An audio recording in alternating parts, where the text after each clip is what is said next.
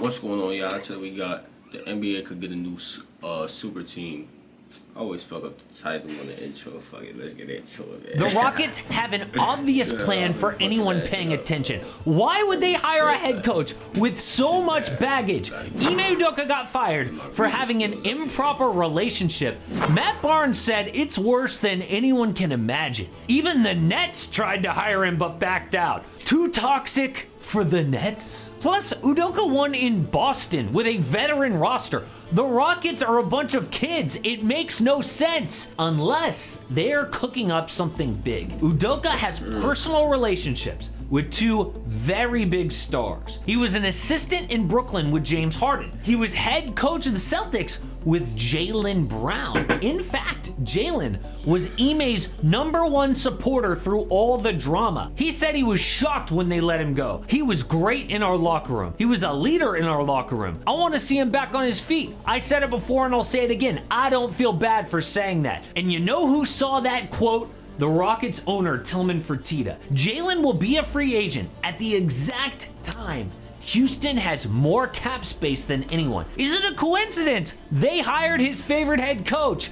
No. And a report said the owner brought up James Harden to every coach they interviewed.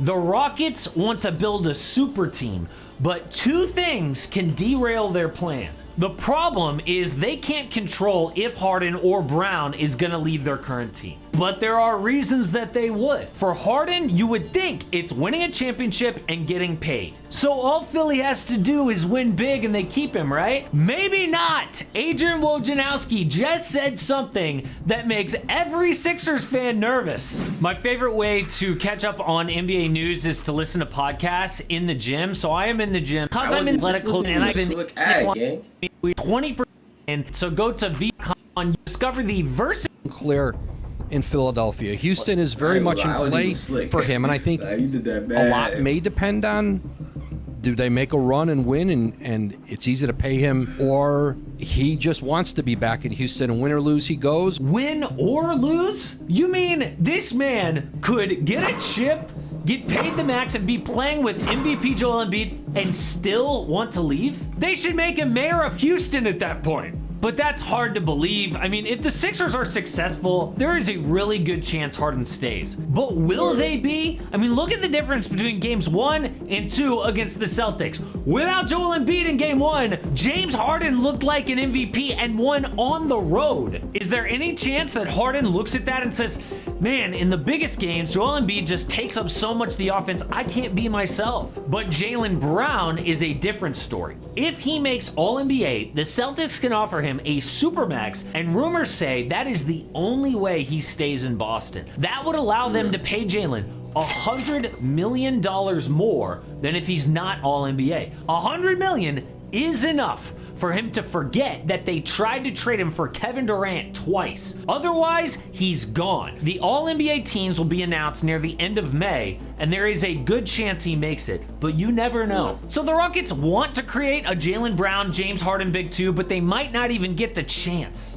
But there is one other option to build a contender. The owner, Tillman Fertitta, told the media, it's phase 2 of our rebuild. Phase 2 is getting back to the playoffs and learning how to win again. I'm expecting a lot out of my coach and GM. Oh, no pressure, guys. I mean, when your boss says something like that out in public, you start to worry about your job security. Like, you have got to make the playoffs. So how does the GM do that? The Rockets have a ton of assets for big trades and signings. $60 million in cap space. That is more than any other team. That's enough for 2 max contracts, even if it isn't James Harden and Jaylen Brown. They also have good young players and picks to trade. A report said they have discussed internally dealing Jalen Green and their pick for a star. It's still possible to create a dangerous team in the West. It starts with trading for Karl Anthony Towns, Zach LaVine, or Paul George.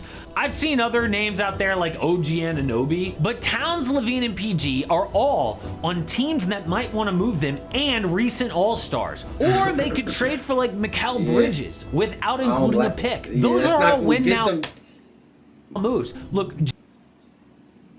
I mean, none of them guys gonna make them contenders though, like for real. Those guys are inconsistent in the playoffs. tend not to be healthy. You know, things like that, bro. Them dudes, I don't know.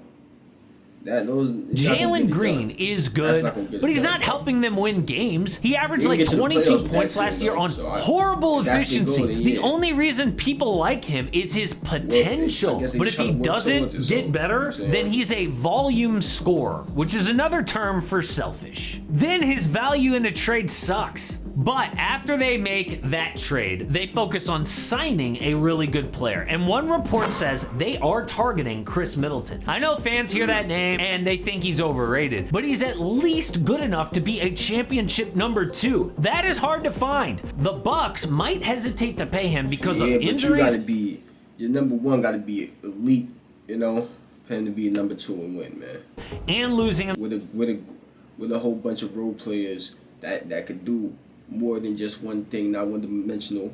They fit good with the team. In the first round. If that happens, the Rockets can take advantage. Now, he's a restricted free agent, which means the Bucks can match any offer, but there are guys who the Rockets can get. Unrestricted free agents like Kyrie Irving, Jeremy Grant, Fred VanVleet, Draymond Green, Dylan Brooks, Brook Lopez, and Harrison Barnes. They could sign 2 or 3 of those guys, or add a restricted player like Cam Johnson or Austin Reeves. So you can see how they can make a really good team overnight. But why? Are they rushing it? I mean, why not just keep sucking to get really high draft picks? Because they actually can't build through the draft. Back in 2019, they made one of the dumbest trades of all time. The Rockets dealt Chris Paul and picks to get Russell Westbrook. That means they still owe control of their next 3 drafts to OKC. It makes no difference if they're bad or not. Now, those picks are top 4 protected, but they could easily lose a bunch of games,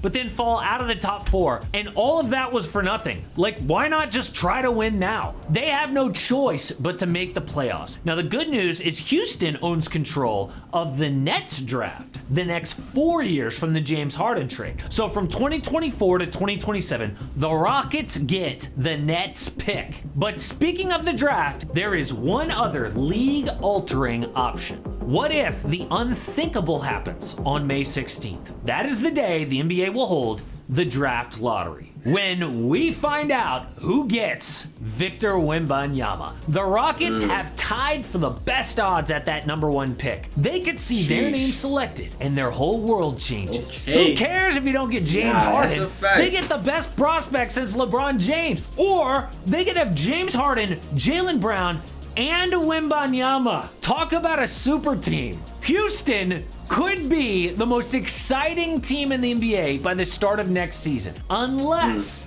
their nightmare scenario comes true. There is a world where every plan blows up in their face and they're left with nothing. What if they fall way down this draft to number 4? Then James Harden and Jaylen Brown re-sign with their teams. Then no big free agent wants to go there, and they're left paying guys like Kyle Kuzma or Harrison Barnes, no offense. That would mean they are stuck with a young team that just won 22 games and vets on bad contracts. There is no other team you should watch more this offseason than the Rockets. But that's not as wild as the first round of these NBA playoffs. I mean, who saw the number 8 seed Heat losing in the play-in to the Hawks, but then beating the Bucks? I sure didn't. Yeah, that's the end of this one, y'all.